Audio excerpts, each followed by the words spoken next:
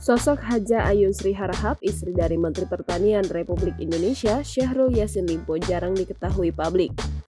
Adapun Haja Ayun Sri Harahap kerap terlihat mendampingi suaminya, Mentan Syahrul Yassin Limpo, dalam beberapa kegiatan.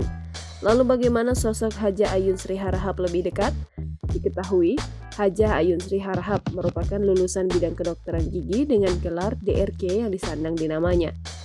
Adapun Haja Ayun Sri Harahap lahir pada tanggal 5 Juli 1955, merupakan penasehat Dharma Wanita Persatuan Kementerian Pertanian RI. Tak hanya itu, Ayun Sri Harahap juga menjadi Ketua Bidang 5 Oase Kim yang merupakan organisasi aksi solidaritas era Kabinet Indonesia Maju di bidang Indonesia Hijau. Pernikahan dengan Mentan Syahrul Yassin Limpo menghasilkan 3 orang anak, terdiri dari 2 lelaki, 1 perempuan. Anak-anak mereka bernama Rindra Sujiwa Syahrul Putra yang sudah almarhum, Indira Cunda Tita Syahrul Putri, dan Kemal Redindo Syahrul Putra. Itulah sosok singkat dari Haja Ayun Sri Harahap, istri dari Mentan Syahrul Yassin Limpo. Jangan lupa subscribe, share, komen, dan like ya!